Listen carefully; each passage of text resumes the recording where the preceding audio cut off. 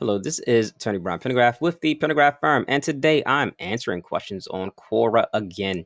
So, yeah, but this time I'm actually answering it live. So I answer questions on Quora a lot, but I never actually, I guess, record myself doing it for like a video. So it's my first time doing it. Let me know if you guys like this kind of content. So, the question that I'm answering is returning the key before the lease term ends considered as the termination of lease, which is probably a horrible way to phrase a question. But a better way to phrase it would be, is returning the keys before a lease term ends considered I guess, a proper way to terminate the lease. Now, I guess a tenant is most likely. I believe that this is. It doesn't say if this is a landlord or a tenant asking the question, but I guess this is probably a tenant asking this question, trying to perhaps get out of paying lease or something. But anyways, so I think this is a good video topic to do, because I think a lot of people may have a misconception thinking that just because I've turned my keys in, I no longer have to pay rent or something. I think that misconception is probably out there a lot, and there's probably a lot of people that think that way, but it's not quite true. So I answered this question, no. Here's my answer here. Brian Pendergraft, the realist real estate attorney. That's me, the realist, not just any real estate attorney, the realist. And I answer no. So there's two ways that a lease can terminate. So one is based on operation of law, and two is based on I guess, operation of contract, or the contract terms.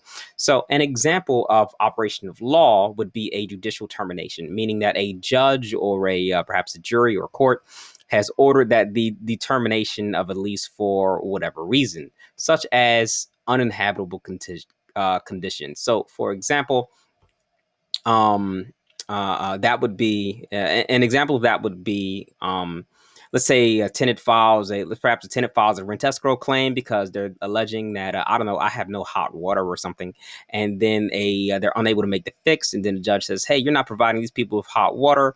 You know what I mean? So that's uninhabitable to us. So we're going to terminate the lease. So that's an example of a lease terminating by operation of law. Now, the other way for a lease to terminate is by operation of contract, or in accordance with the contract terms.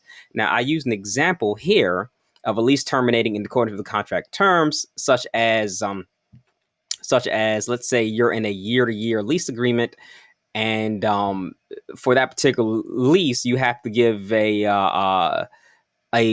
have to send a notice of non-renewal. Either let's say the landlord or the tenant can send a notice of non-renewal, let's say anywhere between 30 to 90 days prior to the end of the yearly lease. So that would be, and in order to terminate that lease agreement, either party would have to send that notice. So that is how, a contract would that would be how to properly terminate a contract. It's never just, returning the keys. It's generally something as sort of like a notice has to be sent in order to legally terminate a contract. So that said, it's technically according to the contract terms. I've yet to review a residential lease agreement that says, returning the keys is what triggers the lease termination clause. I've been practicing law for maybe, I don't know, six or so years now. I've never reviewed a lease agreement that says that, handing the keys over is what terminates the lease. That's generally that's just not how it's done. So I would let's say if I was I'm not giving legal advice now, but I would say that, if you ever have a question as to what triggers your lease termination, what you have to do is you have to look at the contract and check the lease termination clause, and that will say the event that triggers it. Now, again, in the example that I use, it was let's say you have to give like a 90-day notice or something. Now, if there is no written contract, then you would have to look to state and local laws to see what needs to be perhaps the amount of proper notice that needs to be given in order to terminate a lease. So you need to see how your particular jurisdiction treats oral lease agreements.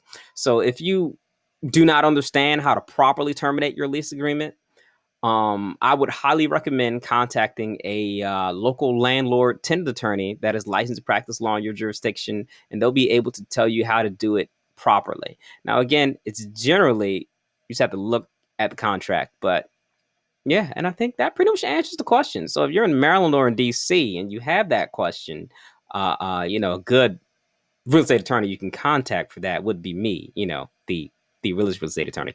Anyways, so I hope that you I guess enjoyed this new video format that I've I guess come up with on the fly, I guess. So let me know what you think in the comments, and thanks for watching.